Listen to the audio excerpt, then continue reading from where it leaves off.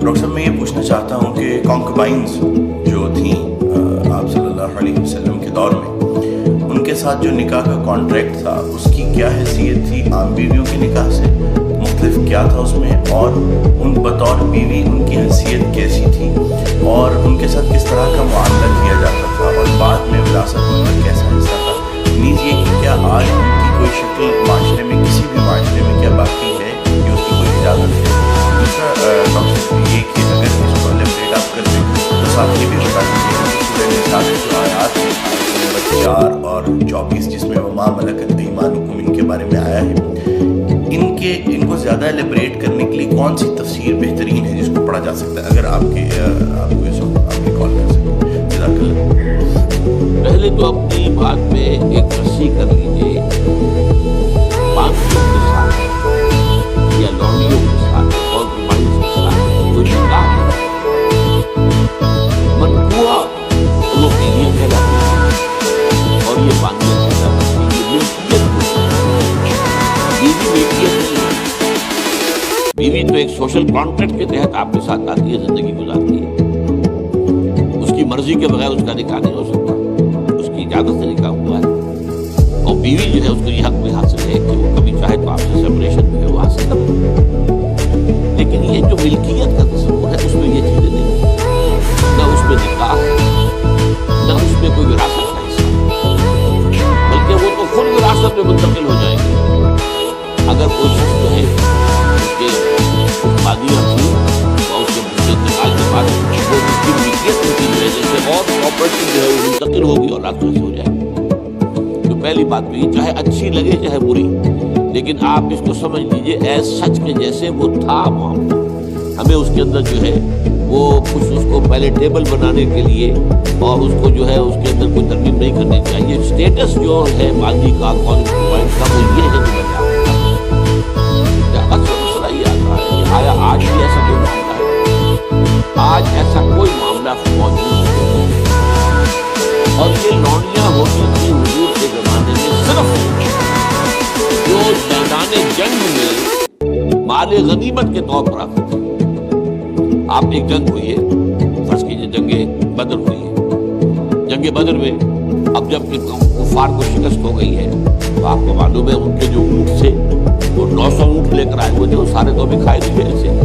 اب وہ گویا کہ وہاں پر مالے ان کے گھوڑے اگر وہ بچے ہوئے تو مالے غنیمت، تو جو آدمی بھاگتا وہ اپنا اسلحہ بھی پھینکتا جاتا ہے تاکہ بھاگے اور جان بھی جائے، سب کیا ہے مالے غنیمت۔ ایسے ہی اگر وہاں کوئی عورتیں بھی آئی ہیں، میرے علم میں نہیں ہے کہ بدر میں آئی جاتے ہیں، بہت مسلمان بدر کے بارے میں مجھے یقین کے ساتھ معلوم نہیں ہے، لیکن اگر عورتیں بھی آئی ہوں تو وہ باقیاں ہوں گی، وہ تقسیم ہو جائے گی۔ یہ جو اصل غلام کا اور باندھی کا تصور ہے اسلام میں، یہ POW کا حل ہے، prisoners of war, what to do with them۔ یا تو اب آپ جو ہے بڑے بڑے جو ہے کنسنٹریشن کیمپس قائم کر دیے، ان میں بڑے سڑ رہے ہیں، وہ سب کے سب جو ہے کنسنٹریشن کیمپس کو، اب وہاں پر ان کا کیا معاملہ ہے؟ تو ان کے لیے اگر وہ مرد ہیں ان کے لیے ان کی کوئی جنسی تسکین کا کوئی سامان نہیں، اگر عورتیں ہیں ان کی جنسی تسکین کا تقاضے کا کوئی سامان نہیں۔ ہاں کھانے پینے کو تو ظاہر بات ہے کچھ نہ کچھ راشن واشن جو ہے وہ تو جو بھی دنیا میں POWs کا معاملہ ہوتا ہے کھانے پینے کو دیا جاتا ہے۔ اسلام نے یہ کیا ہے کہ بجائے اس کے کہ POWs جو ہے وہ اسلامی بیت المال پر بوجھ بن جائے، انہیں ایبزارب کرو معاشرے میں، انہیں تقسیم کر دو لوگوں کو، اور ان کی حیثیت غلام کی اور بند کی، انہیں آپ کھلائیں بھی وہ حضور فرماتے جو خود کھاتے ہو کھلائیں، جو خود پہنتے ہو وہ پہناؤ، اچھے سے اچھا سلوک کرو۔ پھر ان کی ایمانسیپیشن کا ایک سلسلہ شروع کر دیا گیا، فلاں اگر تم سے گناہ ہو گیا ہے تو کفارہ یہ ہے ایک غلام آزاد کر دو، قتل خطا ہو گئی ہے وہاں تم سے غلطی سے تمہارا ارادہ نہیں تھا، کوئی تمہارے ہاتھوں مارا گیا ہے، گولی چل گئی تم سے اور کوئی شخص جو ہے وہ مر گیا ہے، اس کے لیے بھی وہ غلام جو ہے آزاد کرو۔ گناہوں کے کفارے میں غلاموں کو آزاد کرنا، پھر غلاموں کو آزاد کرنے کی تلقین، نصیحت، پرسویشن، یہ نیکی کا بہت بڑا کام ہے، غلام کو آزاد کرو۔ یہ ساری چیزیں جو ہیں اس کے ذریعے سے ایک دفعہ انہیں سوسائٹی میں جذب کرنے کے بعد وہ علیحدہ ایلیمنٹ نہیں رہے، اب سوسائٹی کا حصہ بن گئے، وہ ایک گھر کے اندر ہے، وہاں رہتے ہیں، ان کے ساتھ جو ہے ان کے مالک ہیں، اور اسی طریقے سے ان کو رفتہ رفتہ ان کی ایمینسیپیشن کا بندوبست کیا اسلام نے. اور اس میں آپ کو معلوم ہونا چاہیے اس درجے ایمینسیپیشن ہوئی ہے کہ ایک وقت ایسا تھا عالم اسلام میں ساری حکومتیں غلاموں کی تھیں. مڈل ایسٹ میں ممالک کی حکومت، مملوک کہتے ہیں اس کو کہ جو کسی کی ملکیت ہے، غلام ہے. ممالک بڑے بادشاہ ہوئے. ہندوستان میں جو دہلی میں پہلی حکومت قائم ہوئی ہے وہ کون تھے؟ خاندان غلامہ، قطب الدین ایبک اور یہ بلبن، ایسے ایسے شاندار، اور جو ہے اور یہ التتمش، یہ کون تھے؟ غلام تھے. ہمارے بڑے بڑے دین کے علماء ائمہ غلام، چنانچہ بڑے علماء اساتذہ غلاموں میں سے. تو اسلام نے یہ راستہ اختیار کیا ہے. البتہ آخری سوال کا یہ ہے جو میرے اپنے ذہن میں ہے کہ اسلام نے اس انسٹیٹیوشن کو فائنلی ایبروگیٹ کیوں نہیں کیا؟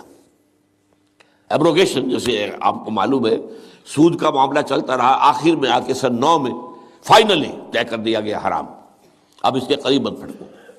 اس کی حکمت میرے نزدیک یہ ہے کہ یہ خالص اسلامی جہاد ہونا ہے قیامت سے قبل ایک مرتبہ بہت بڑے پیمانے پر، جس کو کہا گیا ملاحم، اور جس پر پورے باب جو ہیں وہ احادیث کی کتابوں میں ہے. اس وقت میں سمجھتا ہوں کہ ضرورت پیش آئے گی اس انسٹیٹیوشن کو انووک کرنے کی کہ اس وقت پرزنرز آف وار کا معاملہ اس طور سے ڈیل کیا جائے. لیکن اس وقت تک کسی آزاد انسان کو پکڑ کر غلام بنا لینا بہت بڑا گناہ ہے، ناقابل معافی گناہ ہے، کسی کو حق حاصل نہیں ہے. یہ جو امریکنز لے گئے تھے، آپ کو معلوم ہے یہ افریقہ کے مغربی ساحل کے ساتھ ساتھ وہاں سے یہ لوگ لے کر گئے، پکڑ کر ان کو، افریقیوں کو، اور وہاں جا کر انہیں غلام بنایا ہے اور شدید ترین جو ہے سختیوں میں انہیں رکھا ہے. یہ معاملہ اسلام میں نہ کبھی ہوا ہے، نہ اس کی کوئی اجازت ہے. کسی غلام، کسی آزاد انسان کو پکڑ کر زبردستی غلام بنا لینا، اس کی نہ کبھی اجازت رہی ہے نہ کبھی ہوگی. البتہ پرزنرز آف وار کے معاملے میں یہ شکل ہے جو اسلام میں رہی ہے، اور ہمیں اسی طریقے سے سمجھنا چاہیے. چاہے ٹھیک ہے دنیا اس کے اوپر فکری چست کر دے گی، یا کوئی اس کو کہے گی، پاس بہت سی چیزیں ہیں کہ جو لوگوں کے عام جو مزاج اس وقت کا ہے وہ اس میں وہ ذرا آسانی سے وہ بات جو ہے ان کے ذہن کے اندر اترتی نہیں ہے. لیکن we have to be faithful کہ دین کی اصل تعلیم کیا ہے، اسی کے ساتھ جڑے رہنا چاہیے.